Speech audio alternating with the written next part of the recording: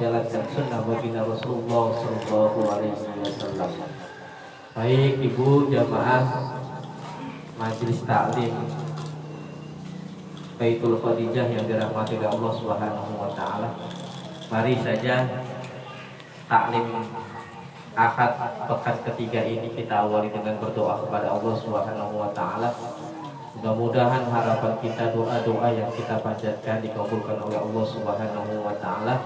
Mari saja kita awali dengan beristighfar kepada Allah Subhanahu wa taala.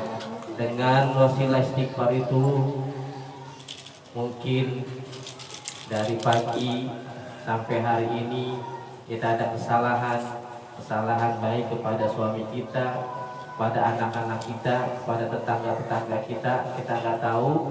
Dari lisan ini, dari sikap sifat kita mungkin banyak salah.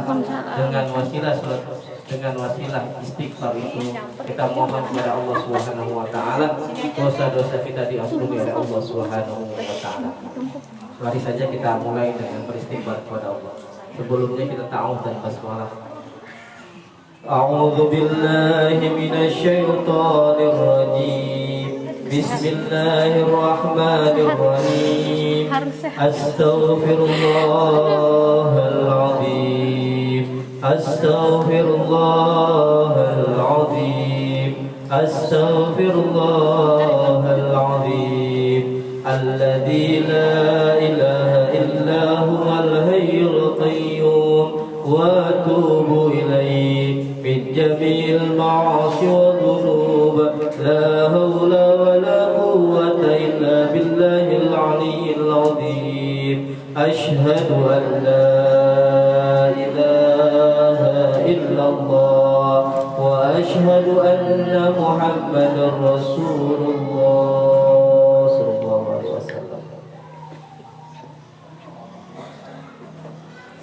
Selanjutnya kita baca surat Al-Fatihah, yang mana Fatihah ini kita khususkan untuk ahli kubur kita yang telah mendahului kita, ayah kita, ibu kita, serta keluarga kita. Kita mohon kepada Allah Subhanahu wa taala kuburnya dijadikan raudhah min riyadil jannah, segala dosa-dosanya diampuni oleh Allah Subhanahu wa taala dan ditempatkan yang paling mulia di sisi Allah Subhanahu wa taala.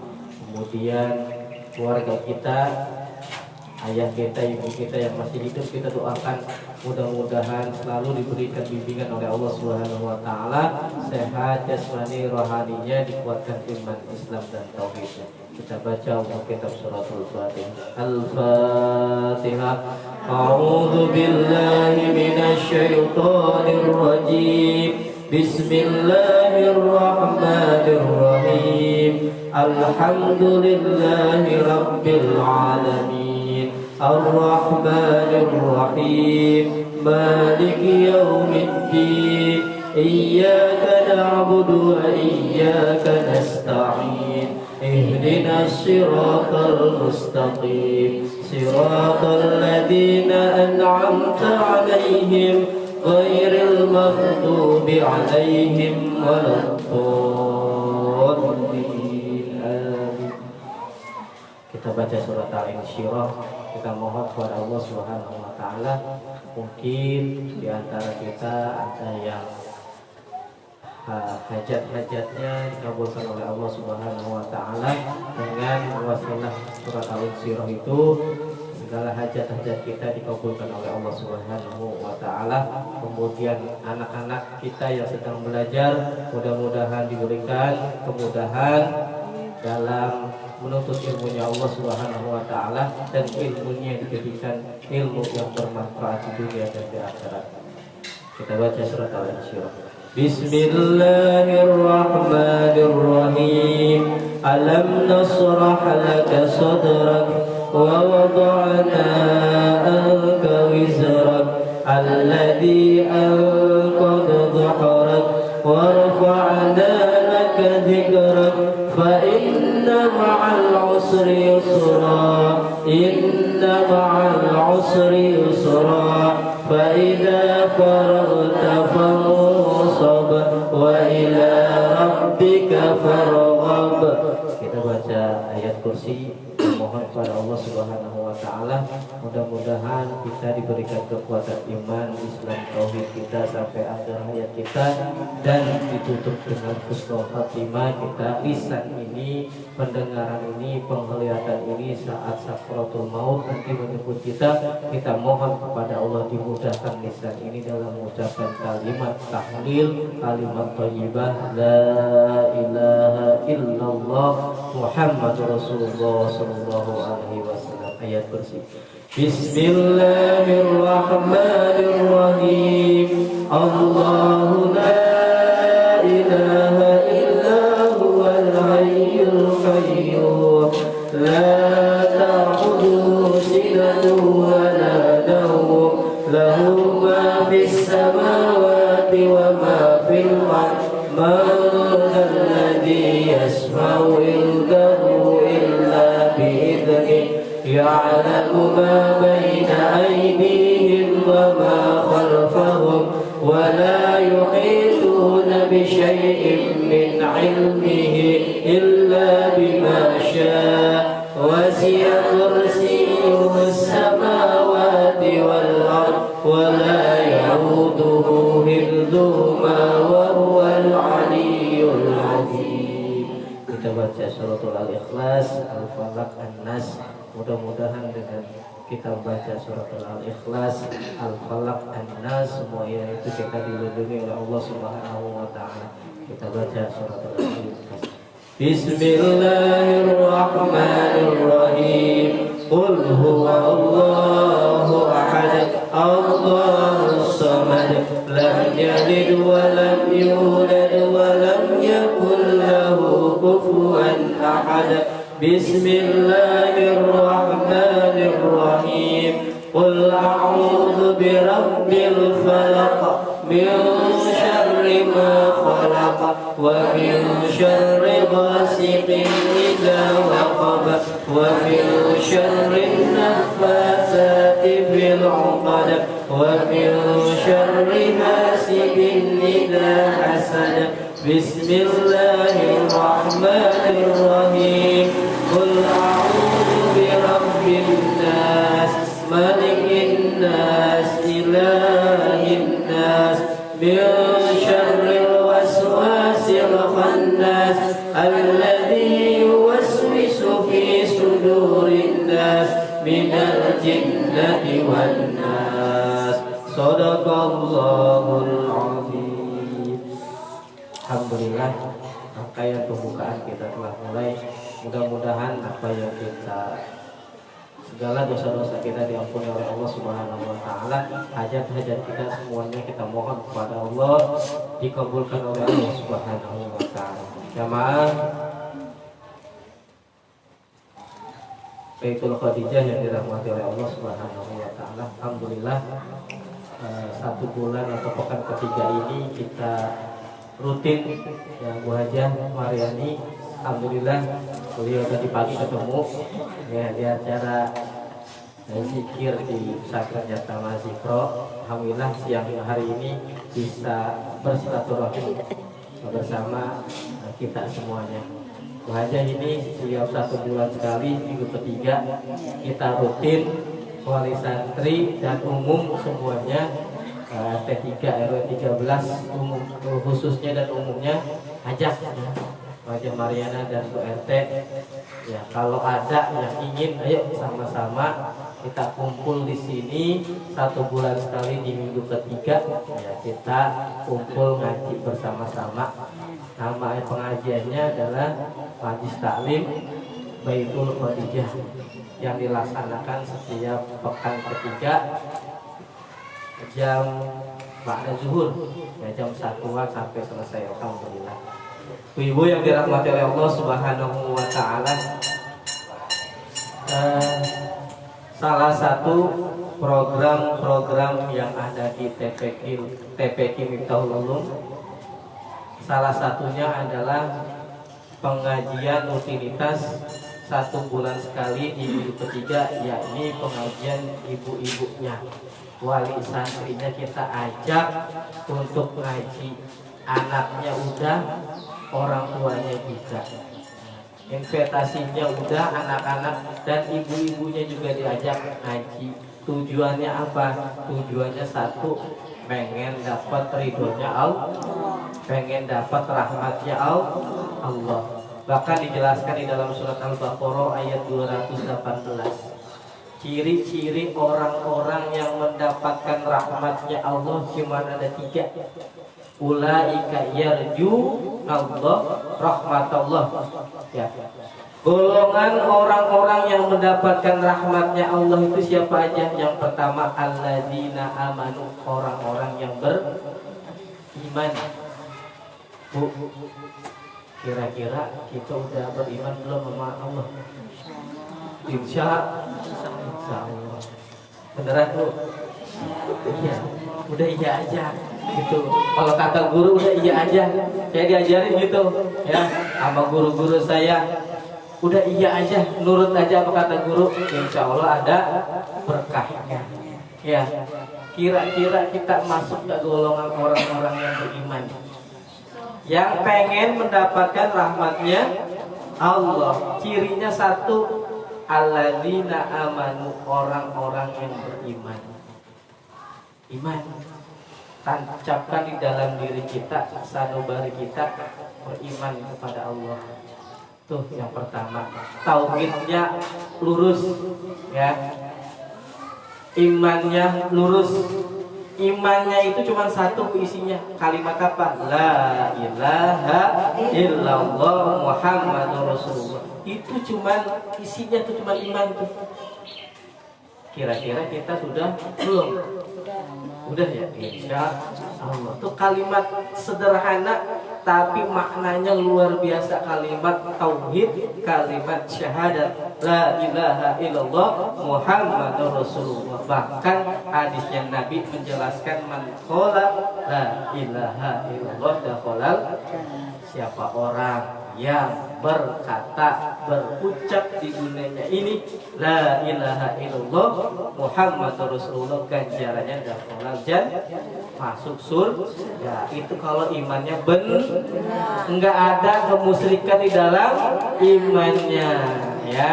Coba kita cek ya Bu sebelum pemateri masuk. Nah, kira-kira iman kita benar apa kagak? Bu, Ibu tahu nggak namanya burung? Punya burung nggak? Punya. Punya ya, suaminya punya burung di atas. Di atas di kandang. Bu, kita cek iman kita nih ya. Iya, punya burung ya. Pernah dengar namanya burung titutit? Nah, bunyinya gimana? Ujungnya? Ya, ujungnya jangan dibahas ya Bu. Ditutit orang sini. Ya, coba kita cek iman kita ya Bu ya. Percaya nggak sama burung? Enggak kan? Ya, berarti benar imannya. Titutit. Besok ada yang tiga. Udah gitu apa? Burungnya itu digurah, tempong ya. Padahal nyari-nyari mana burungnya ya? Agak ada. Ya. Nggak tahu itu, saya juga dari kecil sampai sekarang belum nemu burung titutit itu kayak gimana bentuknya. Cuma dengernya doang, denger jauh banget suara. Iya. Nah, kalau kita percaya besok ada yang tiga, itu imannya dipertanyakan, ya. Ya, imannya dipertanyakan. Berarti apa? Keimanannya ada musyriknya. Karena percaya kepada burung. Si burung ya suwe banget dah kalau bahasa sininya ya.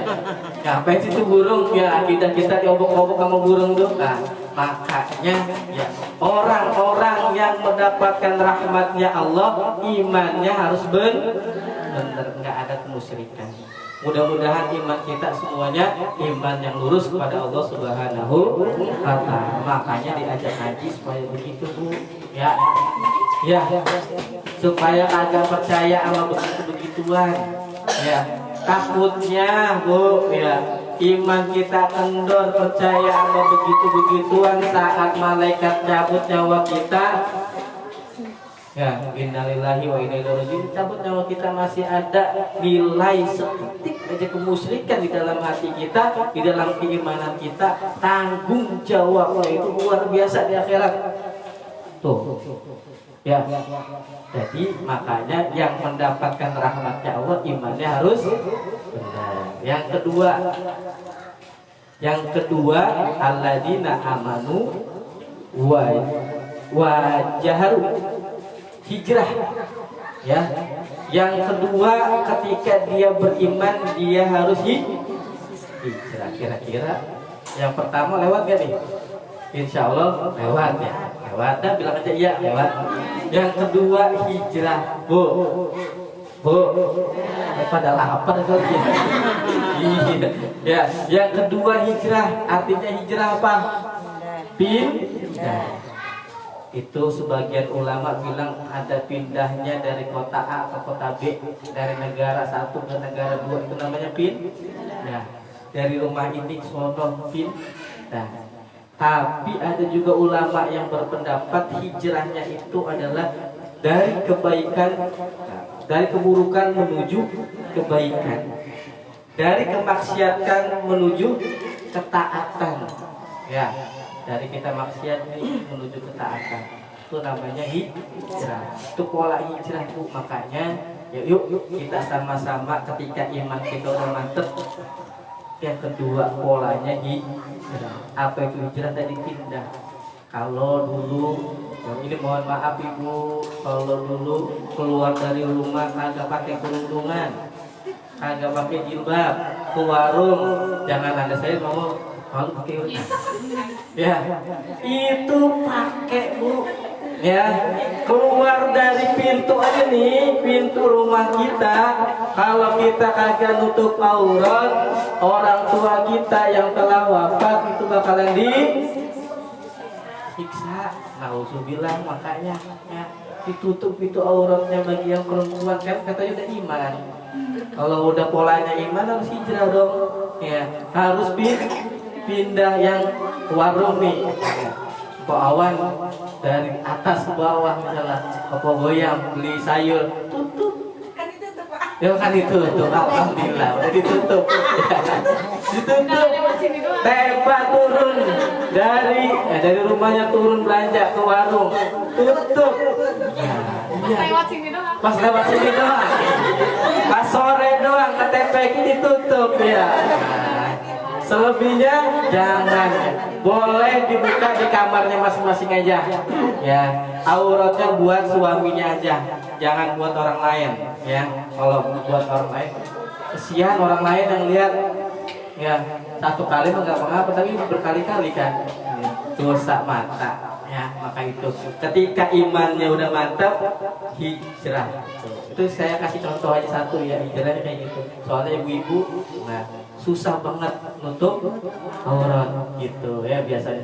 Nih Bu, kalau udah nutup aurat, sholat 5 waktu, puasa, taat sama suami, itu ibu mau masuk surga dari pintu mana aja dapat masuk. Enak banget kan jadi wanita kan jadi istri. Cuma itu doang 4 syaratnya. Tapi harus dilaksanakan. Alhamdulillah besok saya ngeliat nih kalau di jalan sini ya, kira-kira ditutup gak nih? Jangan sampai Bu ya, jangan sampai ketika kita wafat baru kita ditutupin tuh sama kain ya, sama kerudungannya warna putih itu, padahal selama di dunianya dia nyopot itu ya. Jangan sampai seperti itu ya Bu ya. Ya kita mudah-mudahan terus diistiqomahkan oleh Allah Subhanahu wa taala dalam kebaikan. Tuh yang kedua. Sekarang yang ketiga. Kalau kita pengen mendapatkan rahmatnya Allah, yang ketiga adalah wajahadu, artinya berjihad fi sabilillah, di jalan Allah. Jihad. Bu, sekarang TV udah luar biasa maknai jihad. Kalau kita sedikit-dikit bunuh diri, jihad tuh. Padahal bukan begitu. Ibu jihad artinya itu bersungguh-sungguh. Ibu dari rumah ya, dari rumah ke tempat ini itu namanya berjihad. Jihad apa? Dalam bentuknya nyari ilmu. Kalau kita wafat di tengah jalan, itu wafatnya dalam keadaan syahid. Makanya kalau keluar nuntut ilmu, kesini kayak ke majlis taklim tuh setiap hari Minggu, zikiran, semuanya yang namanya ke majlis ilmu itu segala langkah kaki kita dihitung pahala jihad. Bahkan orang-orang yang menuntut ilmu, seluruh makhluk Allah yang ada di muka bumi ini mendoakan.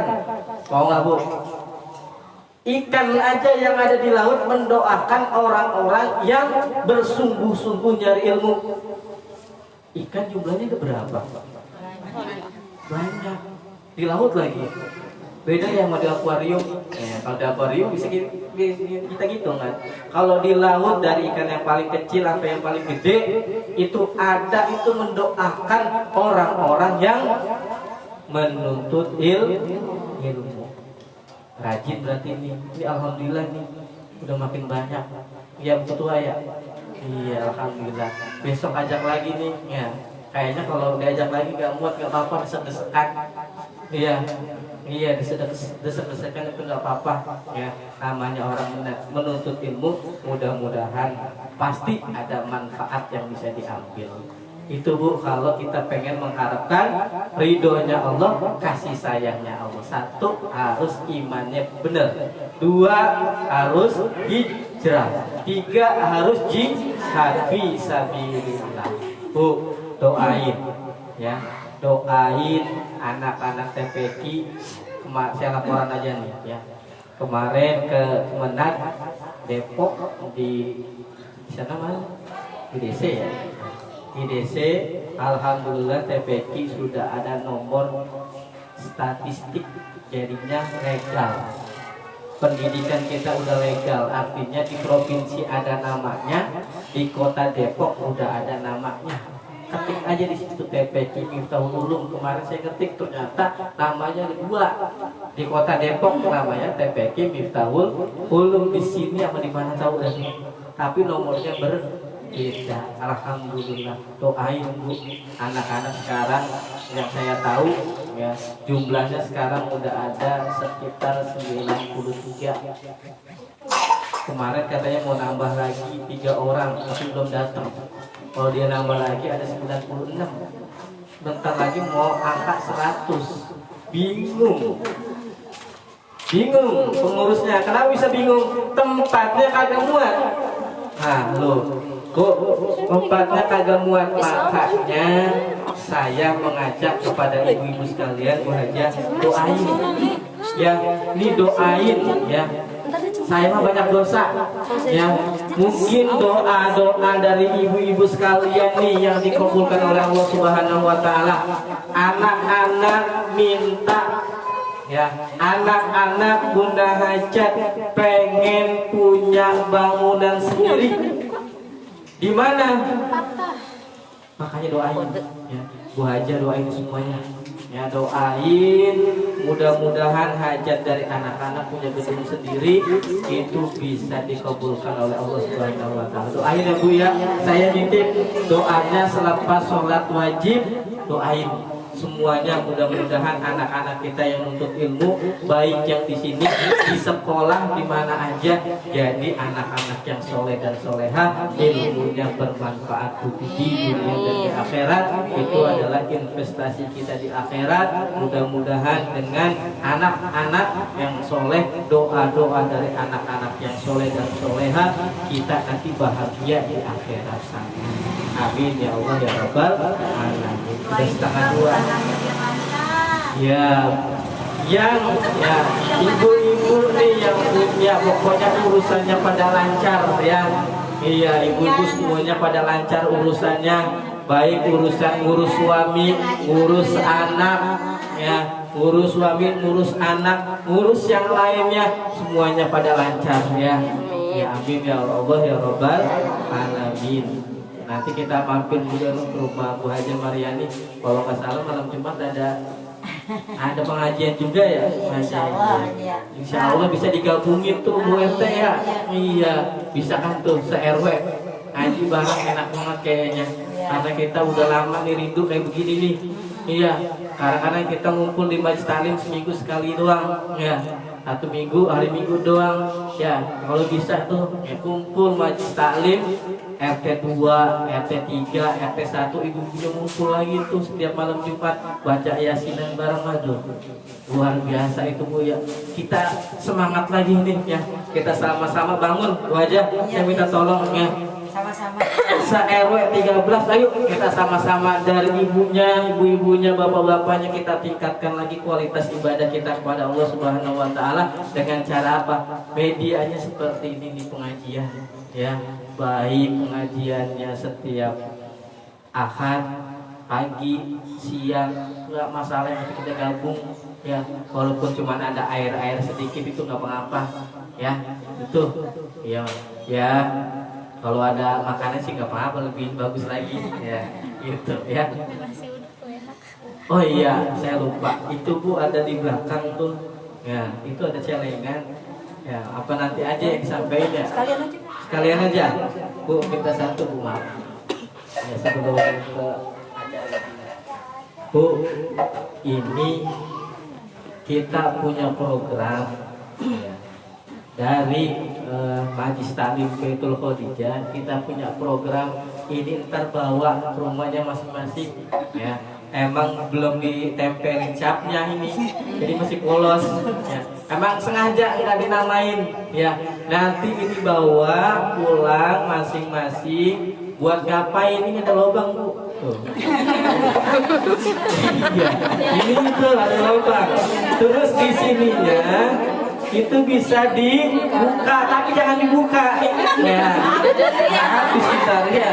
Ini ada lubang. Lubangnya ini lumayan dah, 100.000 masuk kayaknya ini. Iya, ini masuk ya, masuk. Nah, Ibu Ketua kemarin ini Bu Haja, Ibu Ketuanya. Nah, Ibu Budi ya. Bapak Budi ya. Ya, Ibu Budi ini punya program ya. Programnya apa? Namanya sedekah subuh. Ya, kenapa sedekah subuh? Karena malaikat di subuh itu nongolin kita. Kita masuk bismillahirrahmanirrahim, niatin. Kalau orang tuanya udah meninggal, niatin tuh buat orang tua. Kalau yang saya punya hajat nih, ya Allah mudah-mudahan hajat saya dikabulkan nih, saya sedekah 1.000 ya lama. Enggak maksudnya Bu. Ya, gitu. Ya. Berapa aja celengin di sini. Setiap kapan, setiap hari Ibu habis sholat subuh itu celengin tuh. Berapa aja, mau 1.000 kek, mau 2.000 kek, mau 5.000, 10.000, 20.000, 50.000, 100.000, sejuta juga ngapa-ngapa. Sini tuh. Tapi setiap hari, kapan dibukanya? Nanti 1 bulan sekali kan kita ngumpul lagi kayak gini Bu. Nah itu kita masukin dah tuh ntar di mana? Gak dinamain. Ya. Jangan. Gini ya Bu. Artinya gini Bu. Ya artinya gini. Bukan main banyak-banyakan amal. Ya. Kalau ya yang penting ikhlas. Banyak ikhlas alhamdulillah. Sedikit ikhlas alhamdulillah. Gitu Bu dah. Ikhlasin aja gitu. Nah, kumpulin kapan bukanya? Ntar kita ngaji lagi, kita kumpulin tuh. Ntar dibuka, habis dibuka dibawa lagi gitu. Pokoknya Bu ya, sedekah subuh itu luar biasa banget pahalanya. Kenapa? Malaikat langsung nempel di sini nih. Ya Allah, doa ceplosin step. Insya Allah itu malaikat itu langsung ngaminin tepa. Ya Allah, saya sedang hamil ini. Menyambung kan? Doain supaya oh belum, supaya jadi anak yang soleh dan soleh. Cemplungin sini. Ya, ada lagi yang mau nambah? Ada lagi ya. Nah, doain segala hajat-hajat kita tuh. Ya. Gitu. Gunanya untuk apa? Untuk kita juga Bu. Ya, dari kita untuk kita. Ini belum ada kipas angin misalnya, dari duit itu boleh, dari duit sedekah kita pakai kipas angin biar agak panas. Iya, ya gitu. Kalau ada keperluan lain nanti kita musyawarahin sama kepengurusan Bu aja. Ini udah ada kepengurusannya. Ya, jadi iya alhamdulillah semuanya saya serahin kepada ibu-ibu. Saya cuman fasilitasi doang. Itu silakan. Pokoknya ini yang bangun keberhasilan Baitul Khadijah itu tergantung kepada ibu-ibu semuanya. Mohon doanya, saya nitip doanya buat anak-anak nih, hajat mereka itu lumayan, pengen punya gedung sendiri. Besok banner itu saya ganti, udah pada sobek. Kemarin terakhir saya foto sama anak-anak supaya apa? Biar tempel di situ. Jadi kalau anaknya yang kagak datang ya mohon maaf. Kan ngirimin aja sendiri. Ya, saya bikinin banner sendiri. Ya. Nah mungkin itu yang bisa saya sampaikan. Mudah-mudahan ada manfaatnya. Ya, dari saya kurang lebih mohon dimaafkan. Assalamualaikum warahmatullahi wabarakatuh. Kepada guru kita Ustaz Yusuf Soleh kami persilakan.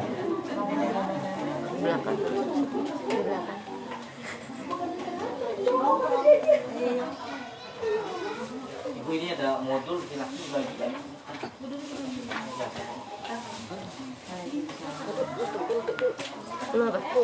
Oh.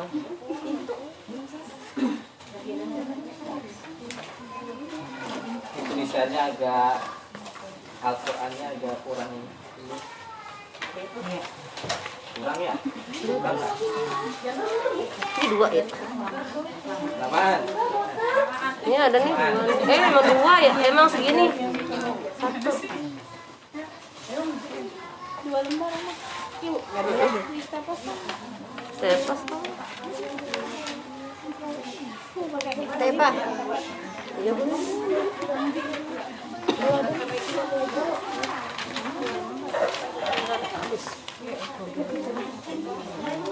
Ada merah kan?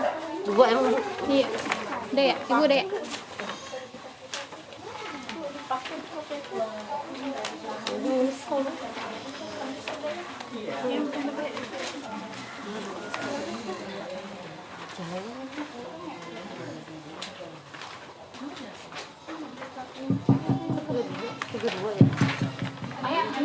Jalan setengah jam. Iya udah dulu udah.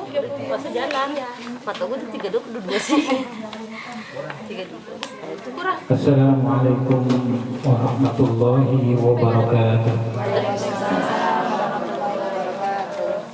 Ya Rabbi bil Mustafa balligh maqasidana waghfir lana ma madha ya wasi'al karami.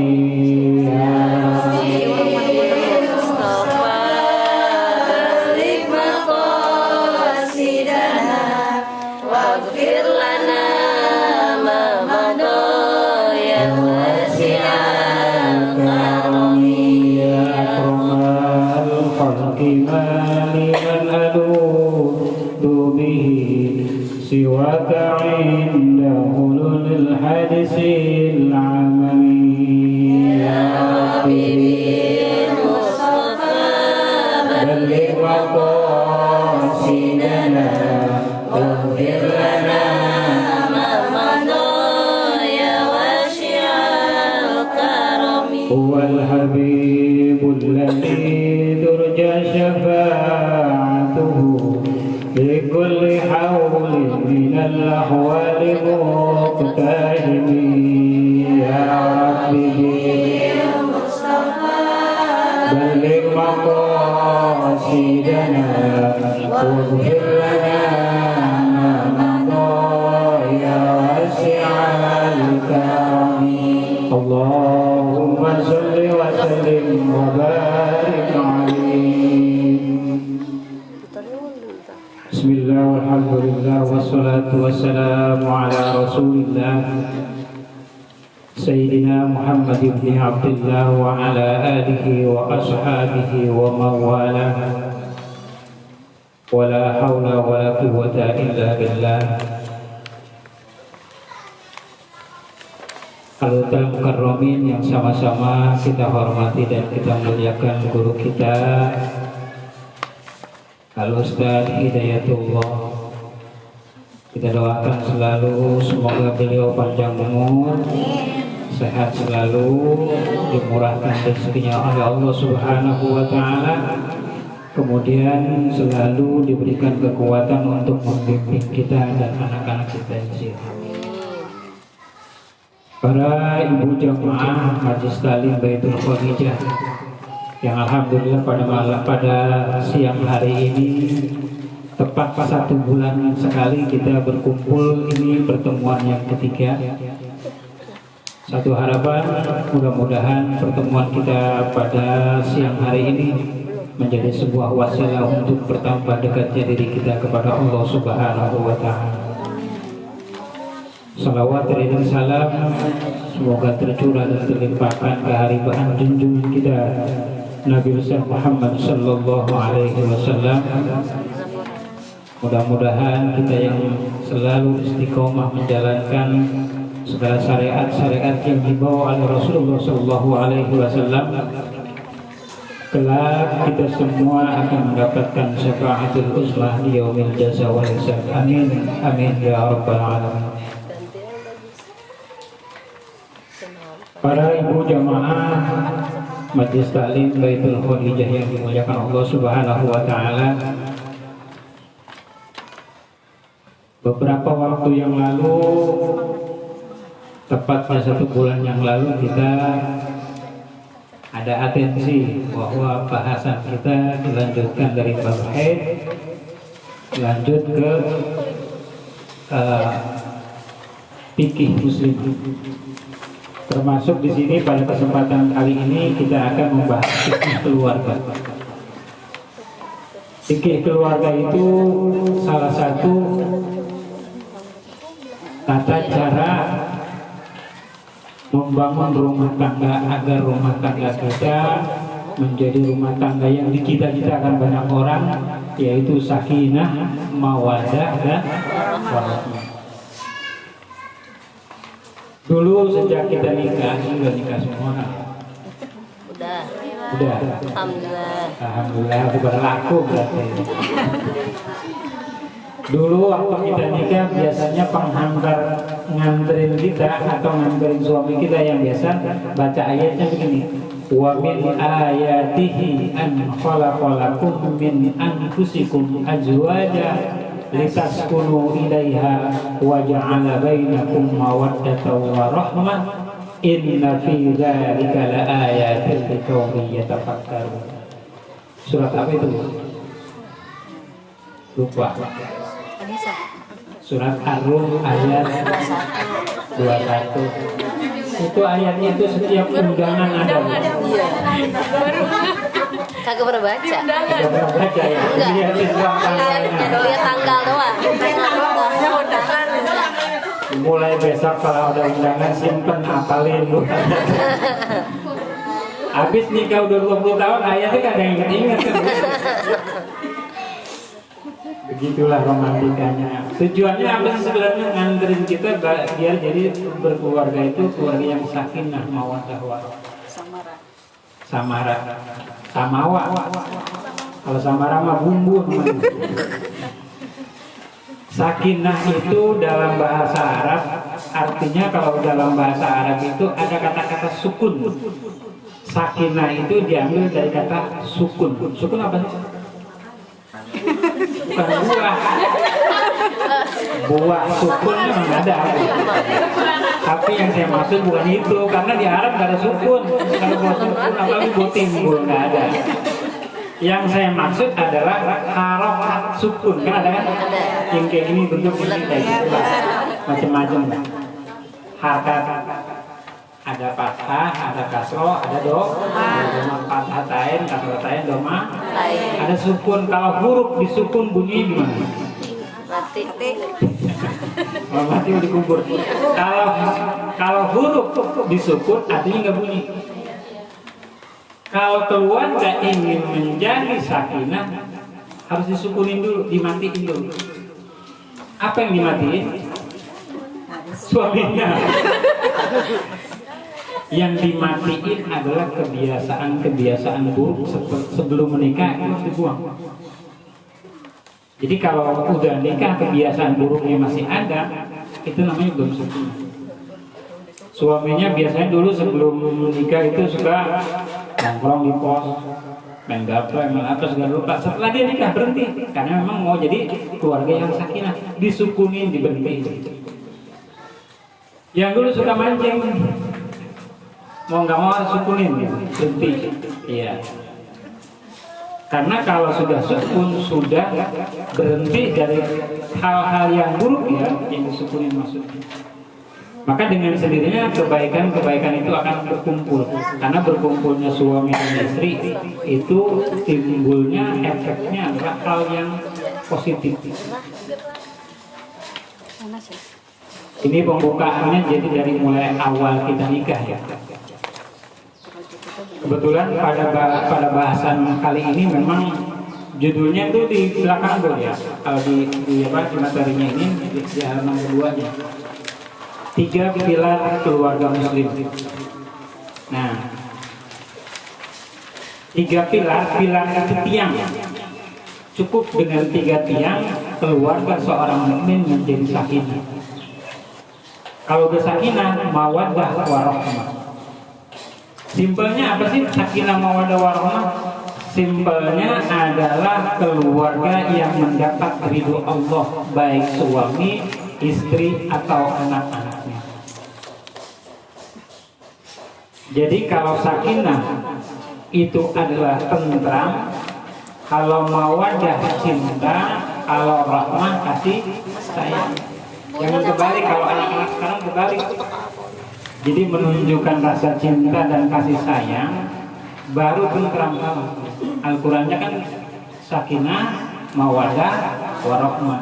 Kalau sekarang anak-anak ya udah cinta dulu, sayang dulu, baru nanti nikah.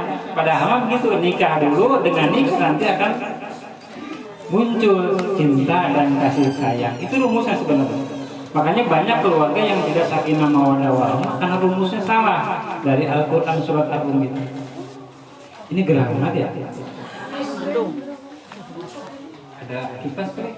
AC-nya mana AC-nya? Sialan.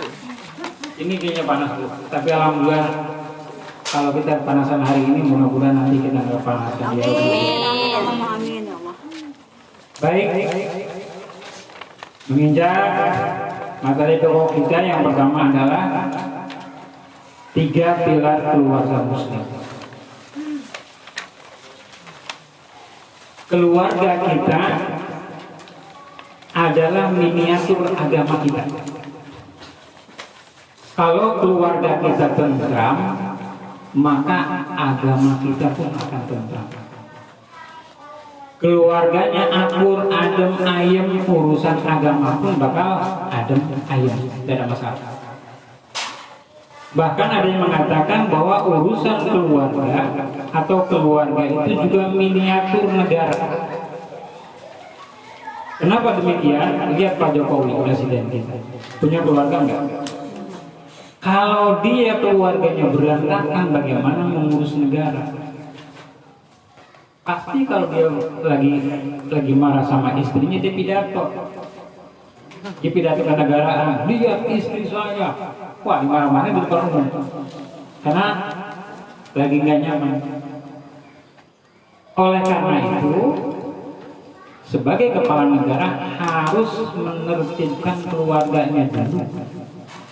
Maka dengan sendirinya negara akan mulai tertib. Begitupun keluarga kita, Pak Jokowi, Pak Menteri, semua anggota-anggota DPR itu punya keluarga semua. Dari keluarga itu ada keluarga kita. Kalau keluarga kita nyaman, keluarga kita sakinah, mawaddah, warahmah, insya Allah semuanya teratur dengan baik. Nah, pada kesempatan yang mulia ini kita akan tunjukkan pilar-pilar agar keluarga kita benar-benar menjadi miniatur agama yang baik, menjadi pendukung agama yang baik, bukan sebaliknya. Ada keluarga Rasul dulu, ada keluarga Abu Lahab. Apa yang terjadi dengan keluarga Abu Lahab dan Abu Jahal? Keluarganya dari mulai pemimpinnya, suaminya, sampai dengan istrinya, kemudian ngajak anak-anaknya semuanya untuk membenci Islam. Tapi Rasul sebaliknya, Rasul mengajak istrinya, mengajak anaknya untuk membangun Islam. Jadi Rasul aja berawalnya membangun Islam itu dari keluarga. Oleh karena itu, maka kita juga harus membangun keluarga kita. Bagaimana ibu-ibu? Dari sektor ibu-ibu, dari cara ibu-ibu, karena suami cara membangunnya adalah dengan cara suami. Ibu dengan cara ibu sendiri. Tapi nanti disatukan hasil usaha suami dan istri itu hasilnya adalah kenyamanan bersama. Jadi kalau suaminya pengen begini, istrinya pengen begitu, nanti disatukan, dimusyawarahkan di dalam keluarga.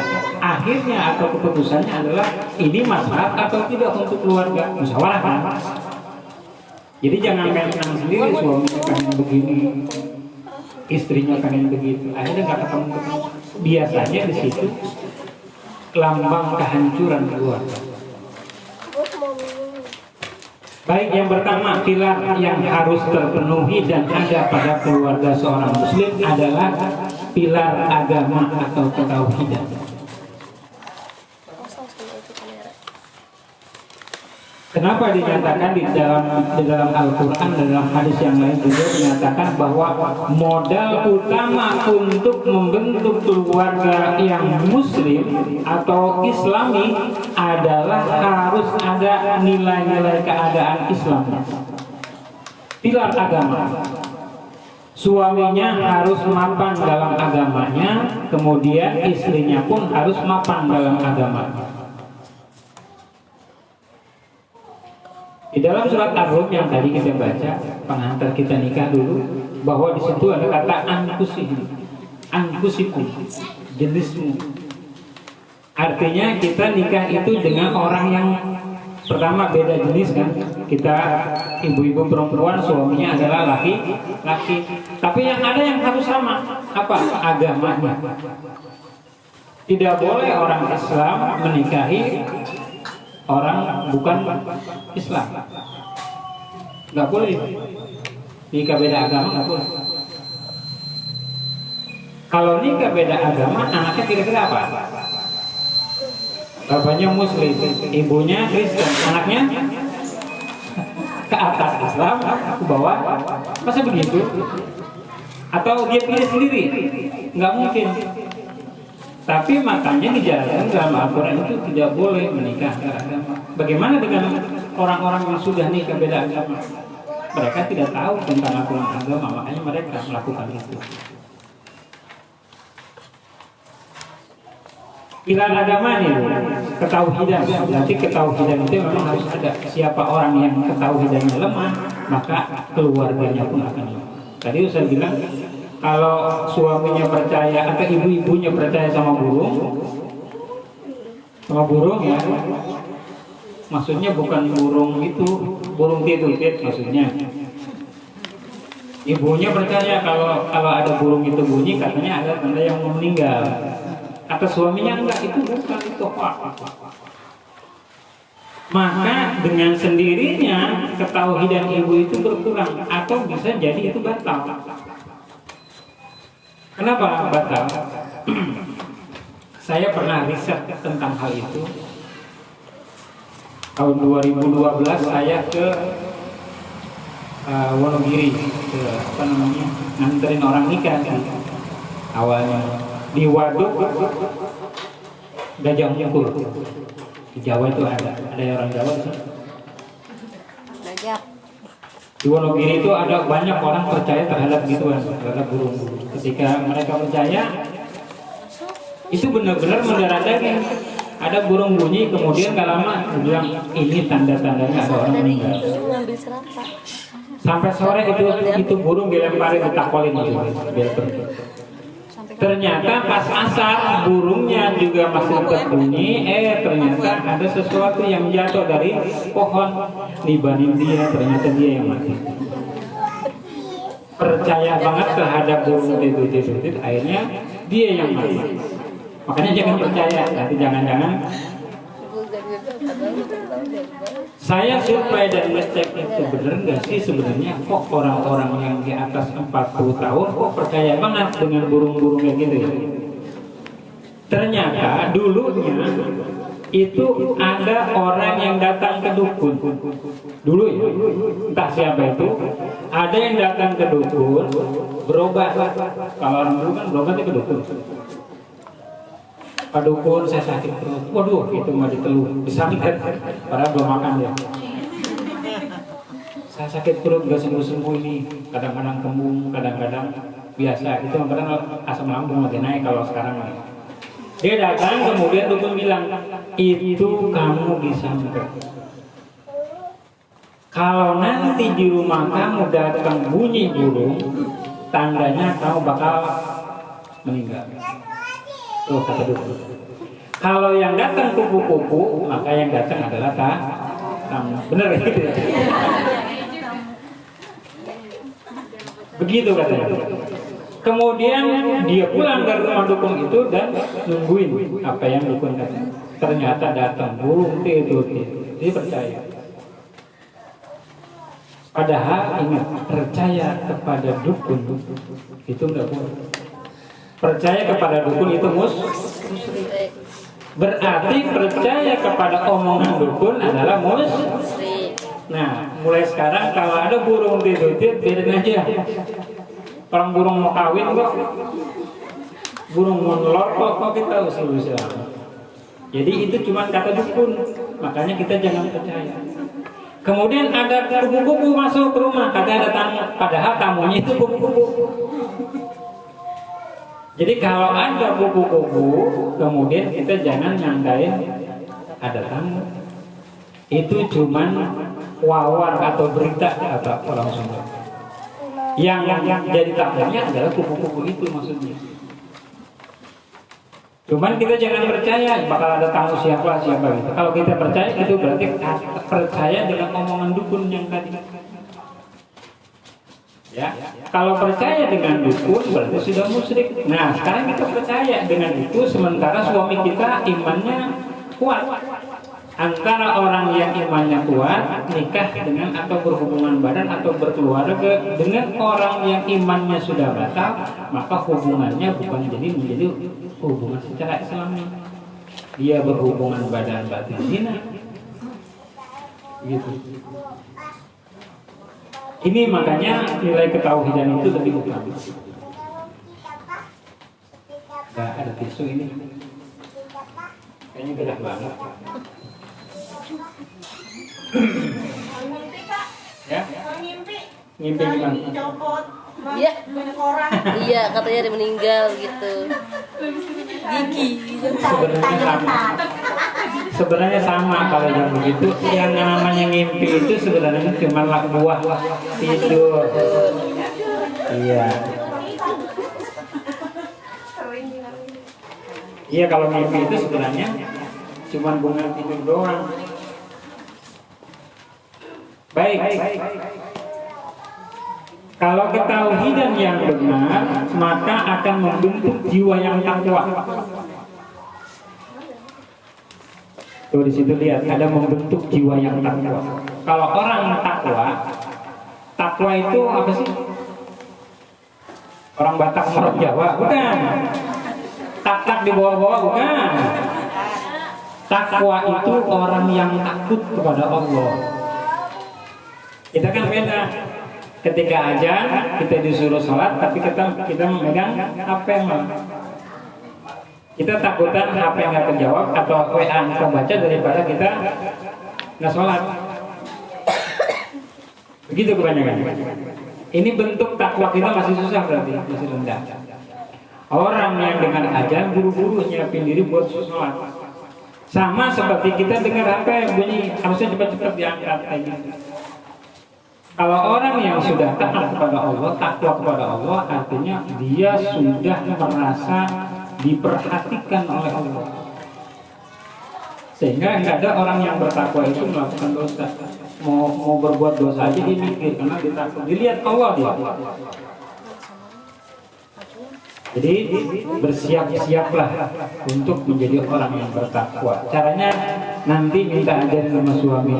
Suami saya nggak tahu, nggak pernah ngaji, suruh ngaji dulu suami. Ini ada Ustaz aja. Kemudian yang kedua, pilar agama itu menjadi nilai ibadah. Bu, ternyata kalau tugas sok nyuci, masak, apalagi nyapu, ngepel, itu sebenarnya bukan tugas istri, tugas suami, benar Bu? Cuman suami nyuruh. Kalau suami nyuruh berarti istri harus taat. Kalau ada pakaian kotor cuci, ya cuci. Akhirnya saking seringnya ada pakaian kotor, kita nggak usah disuruh, jadi kita cuci sendiri. Itu namanya istri taat. Nyuruhnya sekali, ngerjainnya tiap hari. Ibadah tuh. Dulu ketika baru nikah kan begitu. Suami harus nyuruh, ada piring yang kotor, cucilah. Dari menyuruhnya tahun 2000 sampai sekarang dikerjain terus ini. Berarti pahalanya benar-benar. Tapi dengan satu syarat, imannya ada. Imannya jangan rontok. Kalau imannya rontok, nggak bakal jadi ibadah. Mau nyuci berapa kali gulungan juga. Ya, yang jelas nilai ini menjadi ibadah kita, aktivitas dari mulai nyuci sampai ngurus anak sampai segala rupa yang awalnya menjadi kewajiban seorang suami kemudian jadi tugas kita, itu bisa menjadi ibadah kalau kita ada imannya. Makanya kembali, iman harus dijaga. Dengan terjaga iman, ibadah kita akan berbuah menjadi pahala. Kemudian yang ketiga, pilar agama yang baik akan akan menjalin hubungan baik antara suami dan istri, tidak membenci. Maksudnya apa nih?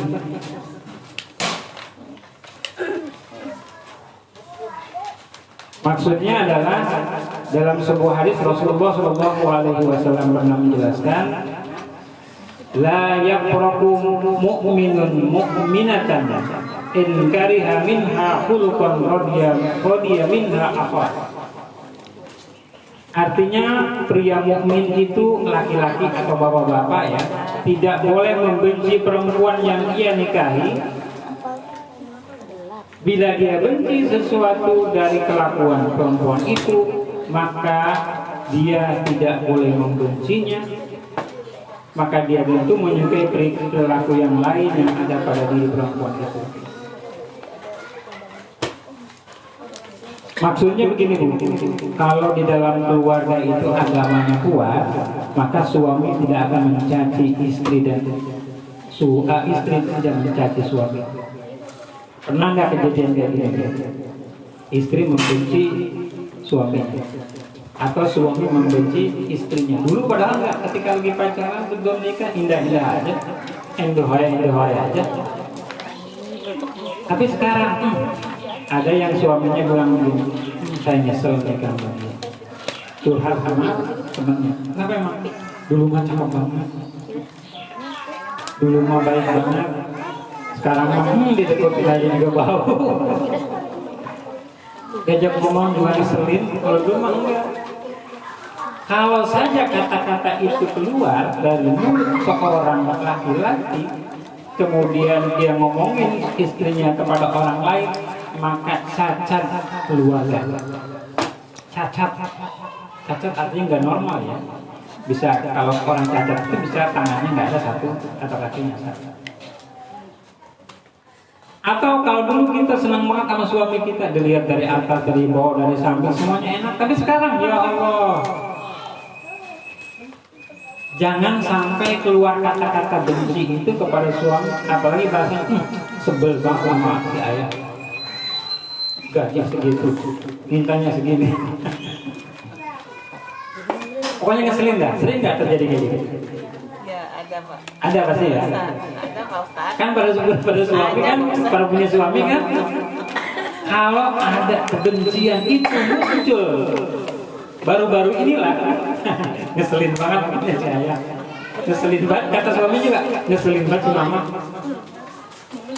Maka kata-kata itu jangan diungkapin, apalagi depan suaminya, apalagi depan istrinya. Mah, dulu mama cakep, sekarang mah nggak boleh.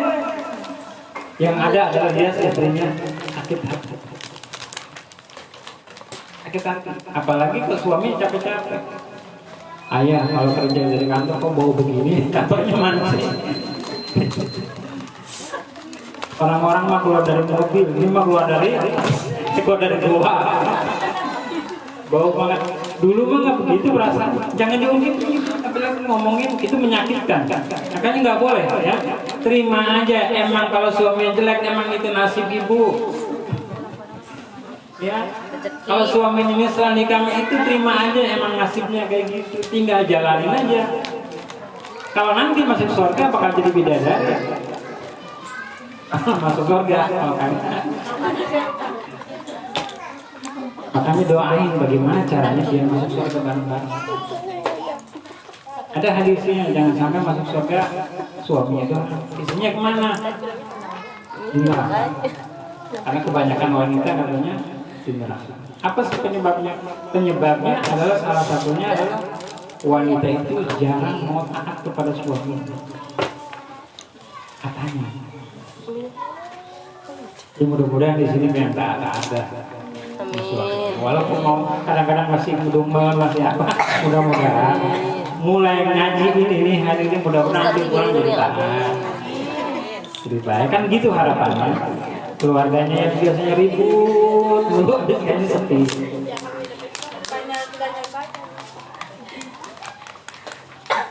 Kemudian yang keempat, kalau di dalam keluarganya masing-masing agamanya baik, maka setiap masalah itu ada solusinya. Ke dalam surat 65 ayat 22 sampai 3 Ar-Ra'd itu. Bisa dibaca Ustaz? Surat Ar-Ra'd ayat 2 sampai 3.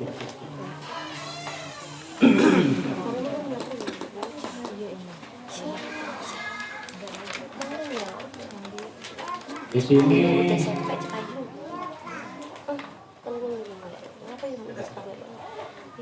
Ar-Ra'd itu ayat 60, surat 65 ayat 2 sampai 3.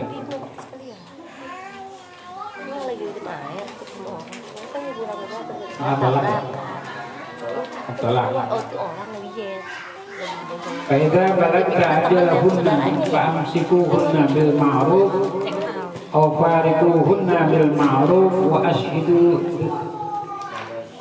dawai adli minkum wa aqimus syahadata lillahi dzalikum yu'adu bihi man kana yu'minu billahi wal yawmil akhir wa may yattaqillaha yaj'al lahu makhraja.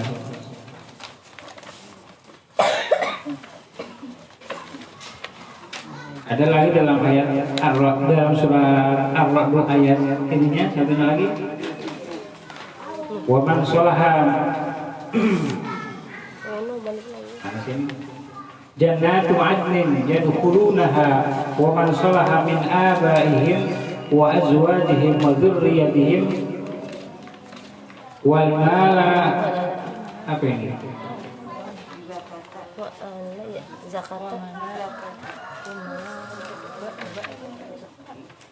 Ini nggak ada jelas ya. Yadkhuluna alaihim min kulli bab. Atau ayat yang di itu tuh yang dalam kotak tuh, wa may yatawakkal 'ala Allah fa huwa hasbuh. Itu aja. Ini apa nama cetakannya berantakan ayatnya. Bukan ayatnya berantakan, ayatnya mah ada barang berantakan, tapi susunannya di sini. Wa may yatawakkal 'ala Allahi fa huwa hasbuh. Barang siapa yang bertakwa kepada Allah, niscaya Allah akan mencukupkan segala keperluannya. Allah memberikan solusi. Solusi apa? Solusi itu jalan keluar dari permasalahan. Ada nih Bu, solusi ini. Ada keluarga yang tiap hari, tiap jam kalau kumpul antara suami dan istrinya ribut dan ribut dulu. Ada yang kayak gitu? Ada.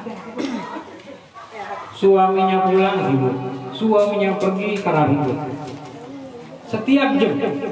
Ternyata ada satu solusi yang Allah berikan. Pertama dalam bentuk tafaul. Tafaul itu dinasisat. Kayak gini, kalau akikah motong daging kambingnya itu jangan pas pergelangan, tapi harus tengah-tengahnya. Kenapa? Karena akikah itu ada aturannya. Kalau memotong daging pas pergelangan, itu biasanya anaknya bakal lemah fisiknya. Ya, makanya kalau yang akikah itu harus motongnya yang tahu. Kalau salah motong, biasanya ada efek ke anaknya. Atau misalnya sayurnya biasanya manis ya. Biar apa sih? Biar anaknya terlahir dengan senyuman manis, enak dilihat orang. Coba kalau dagingnya di sayur asam kira-kira. Kagak nyambung pasti. Akikah itu tafaul, artinya mengikuti sesuatu yang baik dengan tujuan yang baik. Ada di sini juga diajarkan dalam hubungan berkeluarga, menjalin hubungan biar nggak ribut mulu bahasanya gitu. Apa contohnya? Contohnya adalah ketika habis berhubungan, jangan satu elap dengan suami. Kalau mau berhubungan, ini kan udah kita semua ya. Jadi saya ngomong begitu nggak jadi masalah kan? Kalau habis berhubung, kalau sebelum berhubungan siapkan 2 lap, 1 buat istrinya, satu buat suaminya. Nggak apa-apa.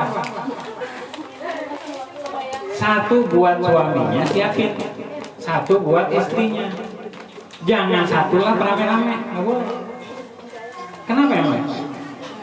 Apa hubungannya gitu? Hubungannya adalah tafaul di sini, mengikuti sesuatu yang baik dengan tujuan yang baik. Kalau elapnya 1, kan mengelap sesuatu yang sudah kotor itu. Jadi kotoran suami dan kotoran istri disatukan di luar tempatnya. Tempatnya makan di dalam rahim kan. Kalau sudah keluar berarti sudah jijik kan, makanya dilap juga. Jijik itu artinya aib kotoran suami atau kotoran istri, jangan disatuin. Kalau disatuin di dunia ribut mulu, gitu. Pisahin, jangan ribut. Bukan pisahin, makanya bersih. punya lap masing-masing. Si istri kurang kesini. Pas ngomong begitu ngapain bener? Lah habis ngomong begitu nengok kesini. Pisahin nih, nengok. Besok ya, saya kasih tahu dah. Ini salah satu. Tisu, udah pakai tisu. Tisu banyak. Kalau kurang jangan pakai tombol bekas kompor. Itu bukan malah bersih, malah gatel. Ini saya ngomong gini, nggak apa-apa kan ya? Ini demi kebaikan. Jadi solusi tahu kok mengajarkan. Selama ini enggak. Biar tahu Pakai tisu, anak saya bilang pakai tisu. Ada sih tengok saya. Selama ini banyak yang sering, kadang-kadang masalahnya apa sih? Ribut kayak orang dunia ketiga. Padahal masalah kembalian. Jatah nih, salah satu contohnya saya pernah dengar ada tetangga saya ribut gara-gara kembalian sayuran. Kurang sedih gopeng ribut suami dan istri. Jadi itu bukan masalah kembaliannya, masalah egonya sebenarnya. Jadi suaminya ngasih jatahnya 100.000, kemudian belanjanya 120.000, kan tekor. Iya, kemana? Kan dibelanjain semua ya, sekali dimakan tuh iya, tapi kan duit sebanyak itu. Dia tinggal ada gopeng, marah dia. Gopeng dilempar soal lemparnya ya, padahal mah ya kalau gara-gara gopeng doang ribut kayak perang orang dunia tuh. Ini kita bang, gelas melayang mana-mana, anak pada kabur. Ya perang, Gara-gara begitu doang. Salah satunya sebenarnya bukan masalah itu, tapi ego. Ego itu muncul salah satunya adalah dengan dilalahnya ya, dengan ketika hubungan badan selesai kemudian satu lap gitu. Makanya mulai besok siapin. Kalau memang nggak ada lap lagi buat kompor itu bersihin dulu bu. Nah bersihin dulu, jemur dulu. Kasih buat kita, kasih buat suami itu pisahin gitu. Begitu, jangan disatuin pokoknya. Banyak yang nggak tahu sehingga yang terjadi hal-hal yang demikian benar. Ternyata banyak terjadi keributan antara suami dan istri. Egonya muncul dengan tinggi-tingginya, segede-gedenya. Akhirnya apa? Masalah sedikit pun jadi ribut. Salah satunya penyebabnya itu. Ustaz, itu ada di hadis atau gimana? Itu satu riwayat. Satu riwayat yang menunjukkan bahwa tafaul bin asusati. Tafaul itu adalah mengikuti sesuatu yang baik dengan tujuan yang baik. Kiasnya seperti akikah. Akikah kan sering kita kerjain kan? Jadi ngambilnya dari hukum akikah. Barang siapa punya anak kemudian dari akikah itu anaknya masih digadai BPKB-nya sama leasing gitu. Kayak gitu. Jadi kalau akikah itu benar, adanya kita percaya dan kita kerjain, berarti hukum yang tadi elak itu juga sama. Kayak gitu. Masuknya tafaul dalam bab tauhid itu dalam sifat wahdaniyat. Ya. Dalam sifat wahdaniyat itu dibahas tentang tafaul. Ada binasi syar'i yang binasi dalam Al-Quran dan hadis, ada la binasi syar'i yang tidak dijelaskan di dalam Al-Quran dan hadis. Gitu. Tapi jadi hukum. Baik, kemudian pilar yang kedua nih. Jadi yang pertama, ketika pilar agamanya sudah kuat di dalam keluarga, insya Allah kemaslahatan. Tapi nggak cukup dengan itu. Perlu pilar yang kedua, yaitu pilar ekonomi. Pilar ekonomi adalah pilar yang kedua. Kenapa posisinya yang kedua? Karena ini juga penting. Satu, harus mencari sumber ekonomi yang halal dan baik. Tidak boleh suami kita memberi makan dari hasil usaha yang haram. Apalagi yang ada dua, yang halal dan subhat. Subhat kayak apa sih? Kayak nemu duit di jalanan. Suami diambil, kemudian dibeliin susu buat anaknya. Anaknya subhat juga. Subhat itu nggak jelas pemiliknya. Makanya jangan. Kalau nemu duit, kasih masukin ke kotak itu aja, kotak amal. Di sini ada kotak amal, masukin di situ gitu. Karena bukan punya kita kan? Bukan punya orang yang bilang. Cuma siapa orangnya nggak mungkin kita cari. Ada suatu saat Imam Syafi'i terus ketika makan buah apel yang jatuh dan nemunya di pinggir kali. Jadi kalau dulu makan pohon itu di pinggir kali ceritanya. Jatuh kalinya di Ciseeng sono, nemunya di sini. Iya, jauh 5 kali. Di sini makan. Akhirnya apa? Karena memang dia tidak pernah masuk barang di dalam perutnya. Masuk barang itu subhat. Subhat itu yang bikin orang sakit perut. Karena memang tidak pernah masuk barang haram dan barang subhat di dalam hati kita, di dalam perut kita. Tapi kalau kita menemu barang kayak gitu, kemudian beliin roti kita makan, nggak sakit perut, berarti rasain nanti bakal sakit perut. Kecuali darurat kayak gimana sih? Kita nggak punya duit sama sekali, anak kita teriak-teriak, dia aja. Nggak ada sama sekali. Tiba-tiba di jalan ada duit 50.000. Ayo, nggak ada lagi itu yang nolongin kita kecuali itu. Itu rezeki nom. Tapi jangan sekenyang-kenyangnya. Taruhlah bagi 25.000-nya taruh di musola, 25.000-nya dikasih anak kita. Besok berharap, ya Allah, ampuni saya karena sudah makan barang subhat. Bukan, ya Allah, mudah-mudahan besok 100.000 itu menambah. Kita doanya yang baik-baik aja. Kenapa? Kalau barang syubhat saja sudah masuk ke perut anak kita, yang mengalir itu nanti efeknya. Bapaknya suka mancing yang judi ya. Kemudian hasilnya duitnya dikasih, dibeliin beras, dibeliin lauk, dibeliin segala rupa, dikasih anaknya, istrinya.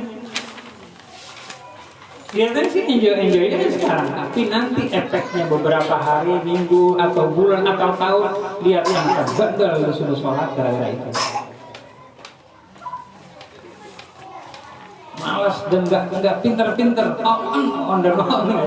Mau ngaji kayak mau belajar kayak, salah satunya itu anak kita sering mengkonsumsi barang-barang haram.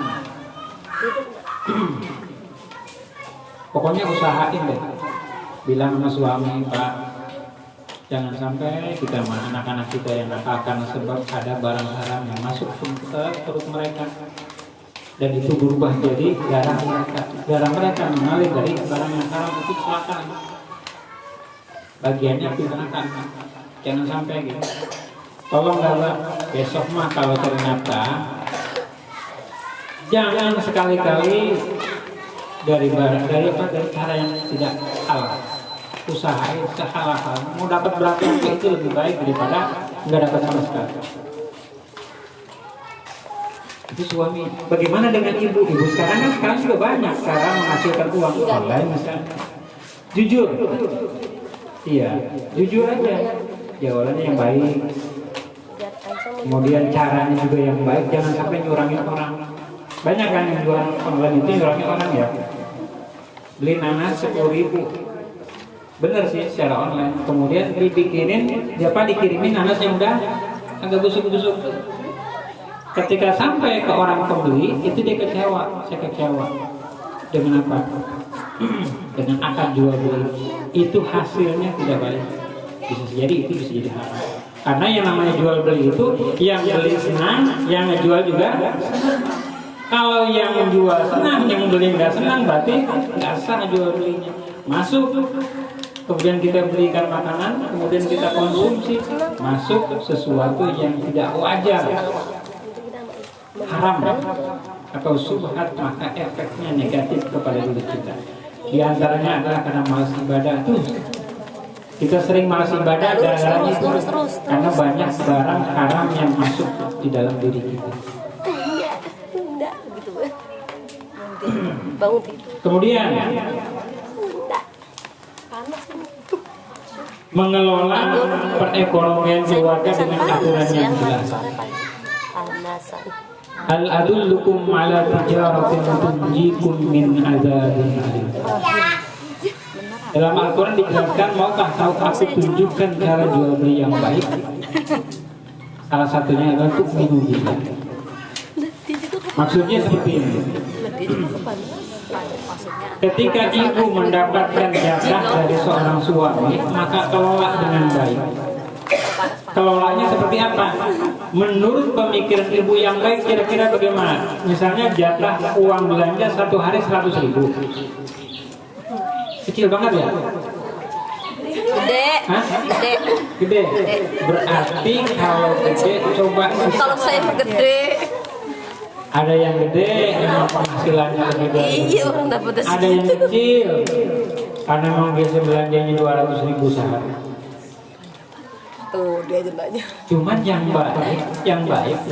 Kalau belanja kan maunya ibu-ibunya kan biasanya harganya 7.000, maunya 5.000 kan? Iya. Berarti ada untungnya tuh 2.000. Siapin 2.000. Minimal satu hari aja 2.000 kumpulin. Salah satunya pengelolaan ini. Pengelolaan ini adalah salah satu pengelolaan pengaturan ekonomi keluarga. Bagaimana ibu bisa beramal tanpa ketahuan orang, tanpa ketahuan siapa-siapa, tapi ada.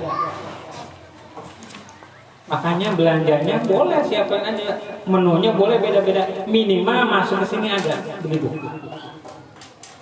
Usaha boro-boro begitu kurang mulu, emang begitu. Yang ada kan kurang mulu kalau orang.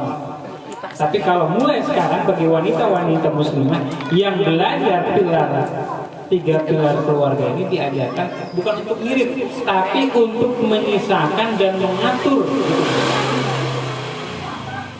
saya yakin 10.000 mah pasti nyangkut dah. Ya, mulai besok caranya kayak gitu. Jadi nggak usah banyak-banyak, semua hari 1.000 kayak. Atau 500 lah paling dikit. Siapkan itu. Kenapa? Itu biasanya membersihkan dari 100.000 yang kita belanjakan. Harusnya kan kalau 2,5% berapa? 2.500. Ini mah 500-nya aja dah. Kalau infak kan gitu ya. Infak itu apa? Membersihkan harta kita. Ini lebih baik daripada kita nggak usahakan. Makanya menuju keluarga yang baik ini kita harus mulai berlaku menyimpan dan untuk menyodakokan sebagian dari harta yang kita miliki. Ini pengelolaan yang baik. Kemudian membelanjakan sesuai perintah. Nah, ini biasanya salah. Banyak salah nih. Ketika suami nyuruhnya ngasih duit aja, Pak, mana uang belanja? Itu ada di atas meja. Tanya suami, mau masak apa hari ini? Kan biasanya gitu kan? Iya. Bebas. Puyeng. Terserah. Kalau udah bosan nanya mulu. Padahal bikin jadwal Senin, Kamis, Jumat. Itu bagus. Pernah coba nggak? Puyeng udah kalau bilang terserah. Pernah dicoba ya? Terserah beli aja. Iya, betul. Memang permasalahan, tapi bagi ibu-ibu yang bijak, minimal kalau suami, kalau dia udah tahu jadwal masaknya, suami itu nggak nanya lagi. Kalau ditanya, Pak ini masak apa? Masak hari Kamis, jawaban. Udah tahu dia. Atau dibalikin, Pak sekarang mau masak apa? Kan ada Senin. Udah tahu. Nggak usah susah-susah kan? Nggak usah ribut-ribut kan? Tapi cukup jawab dengan hari aja kan, emang jadwal udah tahu. Tapi kadang-kadang kita bosan. Gitu. Bisa nggak begitu kira-kira? Susah ya? Memang susah mau menjadi keluarga yang baik. Tapi seenggaknya kita mulai memanage.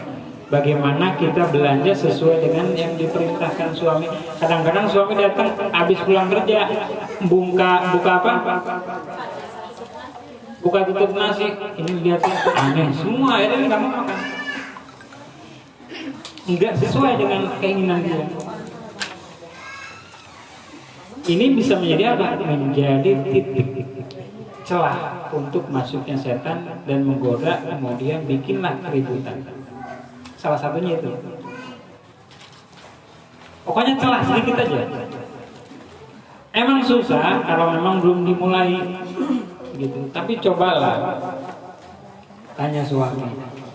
Kalau memang ditanya, kalau nggak punya jadwal tanya suami dulu. Kalau dibilang terserah jawabnya, kemudian kita masukin apa? Dia nggak terima, kan jawabnya terserah. Gitu kan. Tapi dengan terserah itu biasanya suami mulai nggak nyaman nih, istri nggak paham apa keinginan saya.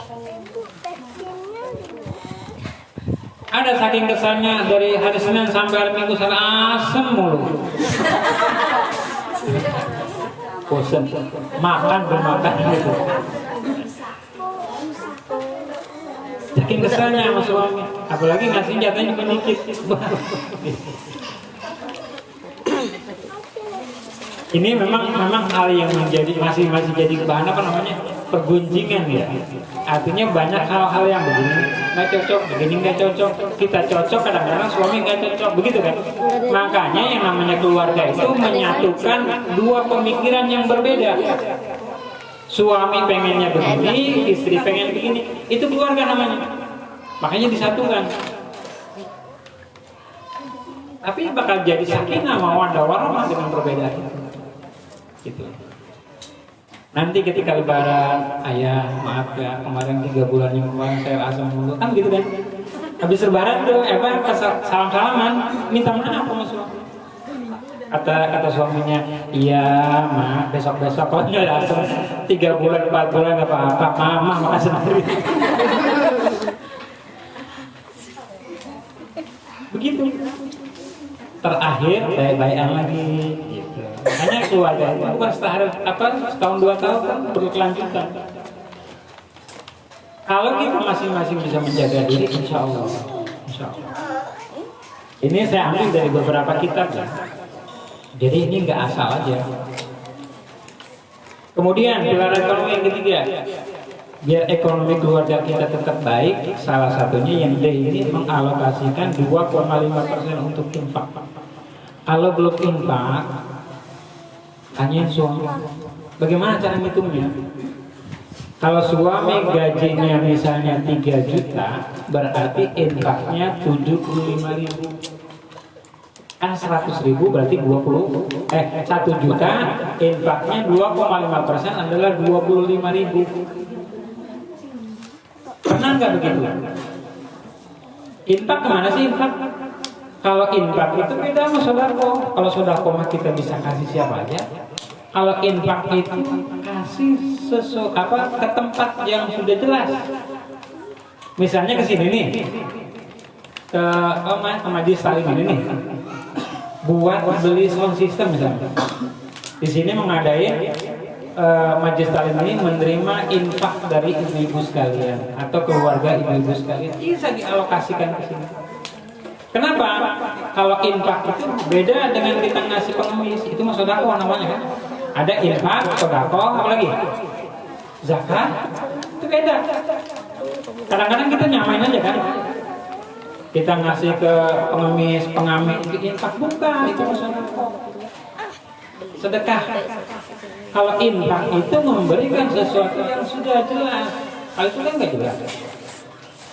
Kita kasih ke lembaga atau ke yayasan atau ke majelis taklim ini itu jelas, nggak mungkin digunakan untuk maksiat. Jadi selama ini kadang-kadang kita salah, sehingga kita tidak pernah infak.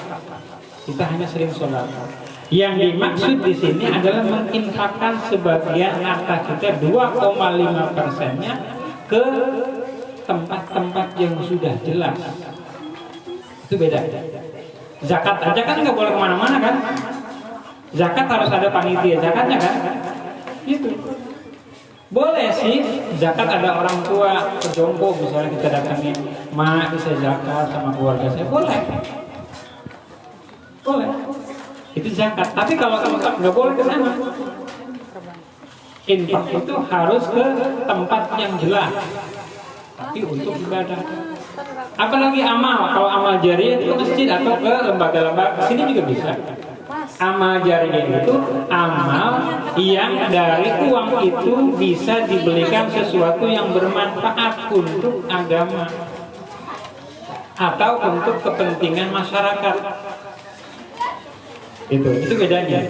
Nah, banyak orang yang keluarganya itu kok susah, gaji gede, rumah mewah, anak-anak banyak, tapi kok kayak susah terus. Kenapa? Ternyata dia nggak pernah berinfak. Infak itu setiap bulan 2,5%. Itu harus. Dalam Al-Quran wa anfiqu mimma razaqnahum, dalam surat Al-Baqarah. Ingat ya? Coba alif lam mim.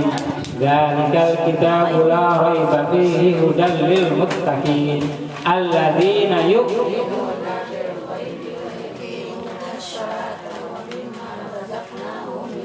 wa mimma razaqnahum infaq. Dari setiap rezeki kita kan banyak. Kita globalin. Gaji aja deh, gaji aja. Kalau memang berat, ukurnya seharusnya kita makan sekali. Di situ harus diinfakin. Tapi kita globalin aja. Kalau gaji suami 5 juta, berarti 2,5%-nya. Begitu. Selama ini banyak yang ekonominya berantakan, gajinya gede, tapi tetap ekonominya berantakan. Kenapa? Karena nggak tahu cara mengeluarkan infak kemana. Akhirnya dia bukan infak, cuma sedekah. Kemudian, jadi mohon mulai pemahamannya ya. Nanti ini dibawa dan direnungi kembali. Kemudian pilar yang ketiga, pilar pendidikan. Pilar pendidikan pertama, dididik istri itu harus tahu hak dan kewajiban. Hak kewajiban harus tahu dulu. Ketika kita nikah itu biasanya dibacain hak dan kewajiban. sebagai seorang istri. Apa saja? Salah satunya adalah kewajiban seorang istri adalah melayani suami dengan penuh keikhlasan dan keridhaan. Bagaimana cara melayani suami dengan penuh ikhlas dan keridhaan? Pokoknya perlakukan suami itu, layani suami itu dengan ridho. Jangan ambek-ambekan, jangan kesel, jangan marah-marah, jangan setengah-setengah. Ada diajak berhubungan sama suaminya, males lah, Pak, besok aja dah, atau ntar malam pules. Begini Bu, kalau istri males berhubungan dengan suaminya, sementara suaminya maksa, itu wajib. Kalau dia tertidur, maka selama malam itu sampai dengan subuh itu malaikat nyumpahin kita, melaknat bahasa. Kita nggak tahu bunyinya memang seperti apa, tapi itu laknatan. Nanti ketika berwujud di yaumil hisab, ketika hari penghisaban itu ada laknatan. Kamu dilaknat sama malaikat karena kamu tidak mau diajak berhubungan sama suami kamu. Kan capek. Cuma 15 menit balik lagi. Capek, ngantuk kan, siang nyuci ini itu, ngurus anak segala rupa. Dia enak kerja doang, habis kerja mandi tidur istirahat. Pas saya istirahat malam udah gitu harus ngurusin ayahnya juga. Gimana ceritanya sih? Nggak banyak-banyak, cuma 5 menit. 10 menit, 20 menit. Jadi banyak. Mau nggak mau memang 5, harus 10. kita laksanakan itu karena itu kewajiban.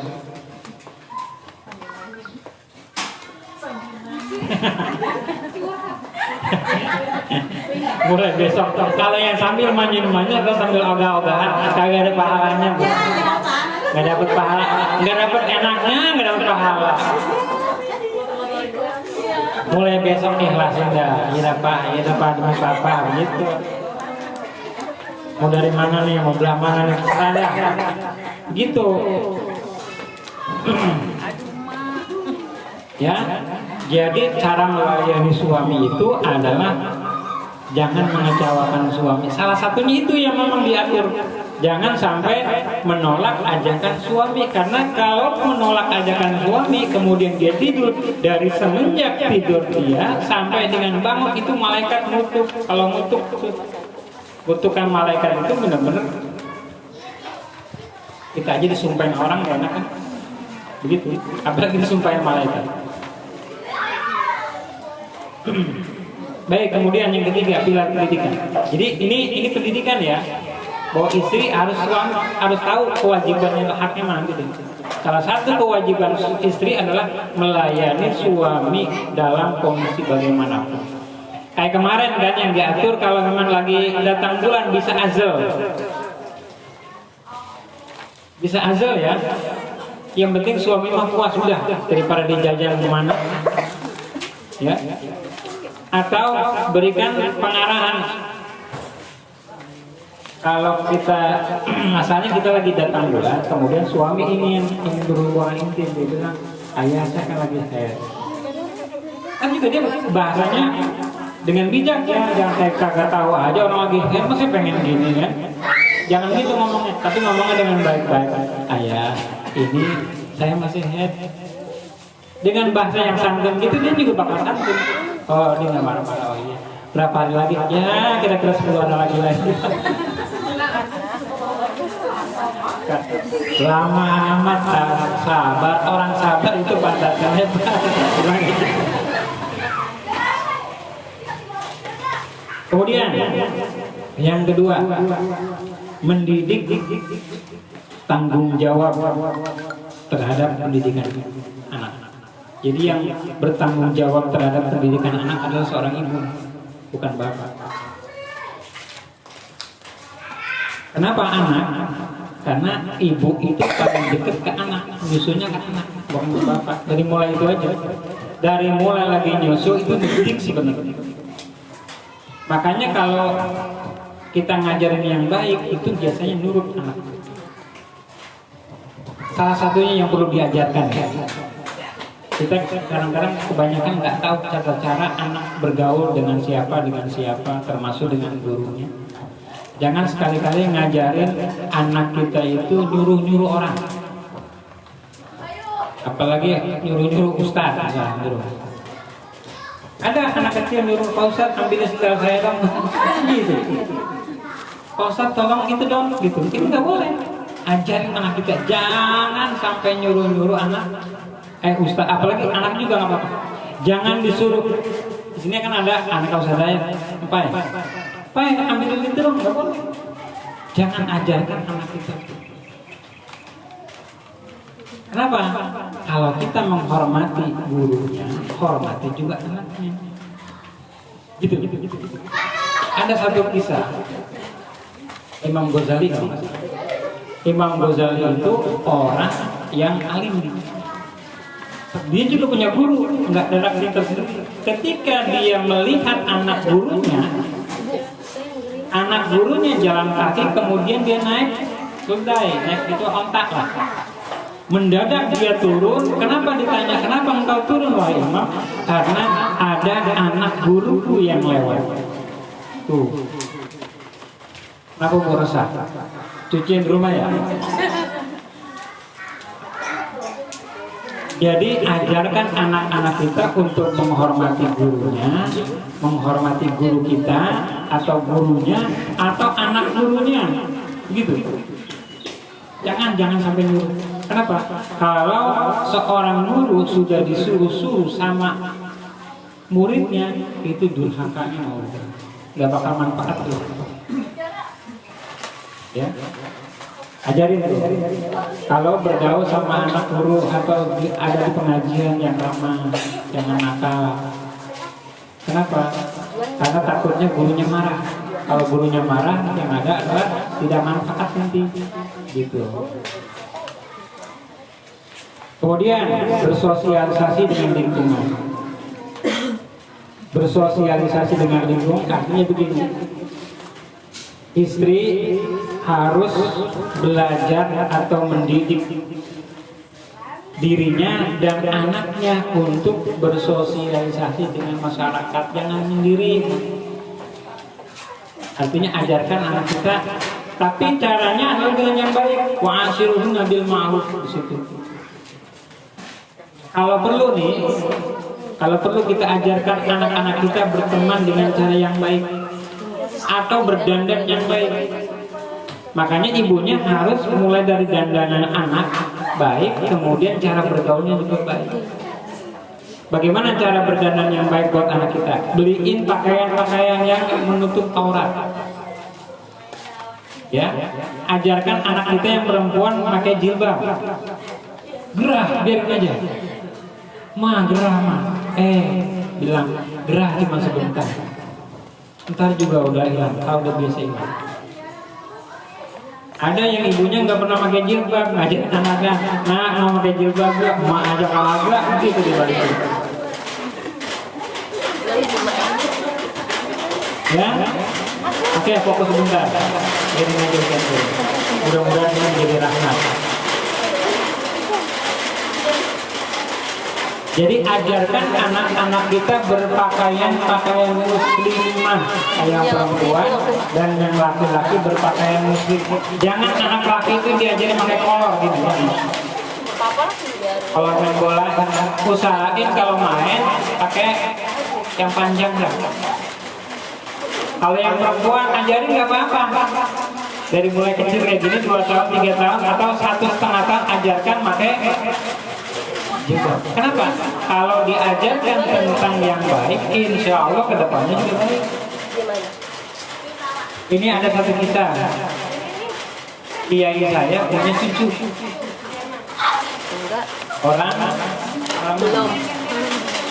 Orang Jonggo, Cilengsi. Dia punya anak 3. Satu paling gede umur 3 tahun, yang kedua 1,5, dan yang satu lagi yang terakhir baru 6 bulan. Yang paling gede sudah biasa pakai jilbab. Baru 3 tahun loh. Ketika ditanya, Kak, dipanggilnya kakak. Itu bukan dong jilbabnya kan masih kecil. Enggak, ini aurat. Anak kecil ya. Bukalah sedikit, ini mah di ruang kursi. Enggak, ini aurat. Gitu. Itu ajaran anak-anak kita seperti itu. Iya, betul.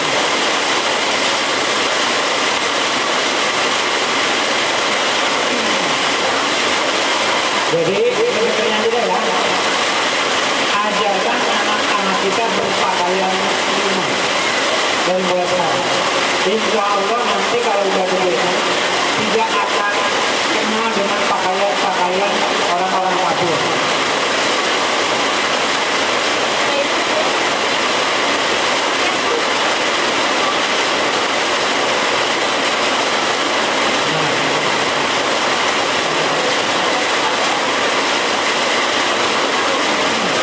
Mudah-mudahan yang buat kita semua yang merasa bagaimana dengan di rumah, silahkan kita baca sholawat ya. Jangan risau, jangan melanggar main di rumah. Kita pasrahkan kepada Allah. Cuciannya mudah-mudahan ada yang angkat, murahkannya nolongnya. Kalau memang takut kebanjiran, mudah-mudahan nggak banjir. Ayo kita baca sholawat. Allahumma sholli ala sayyidina Muhammadin fil qulubi wa dawaiha wa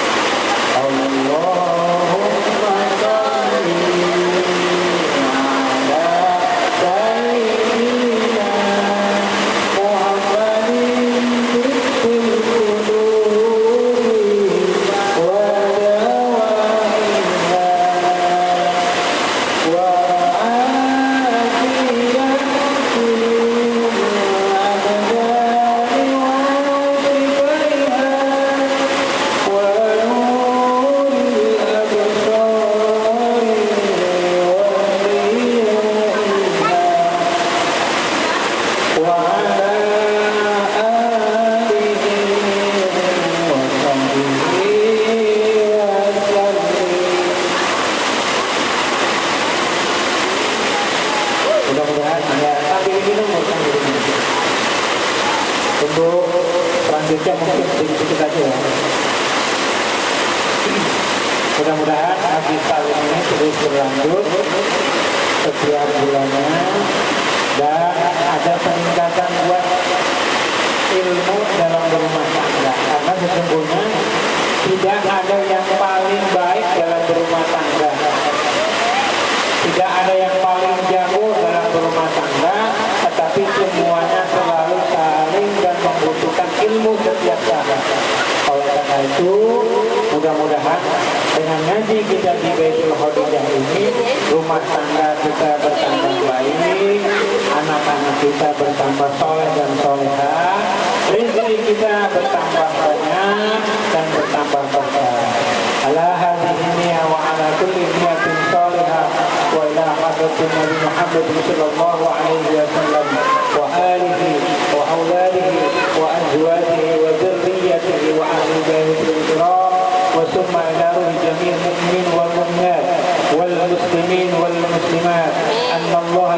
يغشهم بالرحمة والمغفرة سيقول الله لهم الفاتحة. أعوذ بالله من الشيطان الرجيم. بسم الله الرحمن الرحيم. الحمد لله رب العالمين الرحمن الرحيم مالك يوم الدين إياك نعبد وإياك نستعين اهدنا الصراط المستقيم صراط الذين أنعمت عليهم غير المغضوب عليهم ولا الضالين. Demikian yang bisa saya sampaikan pada kesempatan pertemuan ini. Mudah-mudahan kita bisa dipertemukan di bulan yang akan datang. Demikian hadanallah wa iyyakum ajmain. Wassalamualaikum warahmatullahi wabarakatuh.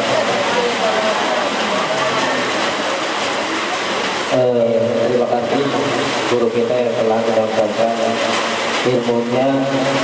Ibu mohon maaf ilmunya keadaannya kayak begini.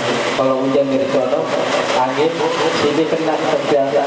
Makanya kalau anak-anak sore hujan digeser semuanya dan tidak gitu. Gua aja kalau terbiasa mau dari sana, ya, sama aja. Iya. Alhamdulillah kita telah mendengarkan, mudah-mudahan 3 pilar dalam keluarga itu kita bisa laksanakan dalam kehidupan keluarga kita masing-masing. Kita tutup, kita akhiri, tapi sebelumnya kita baca doa turun hujan. Mudah-mudahan turunnya hujan ini kita mendapatkan rahmat Allah Subhanahu wa taala. Mari kita baca doa turunnya hujan. Bismillahirrahmanirrahim. Allahumma lagi ya. Allahumma sayyiban nafi'an. Ya Allah, jadikan hujan ini bermanfaat. Amin ya Allah ya rabbal alamin. Alhamdulillah, alhamdulillah. Kerja ya hujannya. Sambil nunggu hujan berhenti, ya ibu sekalian, nanti itu bisa dibagiin kotaknya ya Bu Nani dan Ustaz, ada tanya jawab nggak? Ada tanya jawab nggak? Ada tanya jawab ntar sama gurunya ya. Kita tutup aja dulu ya. Nanti tanya jawabnya, sharingnya sambil makan itu lebih enak. Ya. Kita tutup dan kita akhiri dengan doa kafaratul majlis dan hamdalah. Subhanaka Allahumma wa bihamdika asyhadu an la ilaha illa anta astaghfiruka wa atubu ilaik. Alhamdulillahirabbil alamin.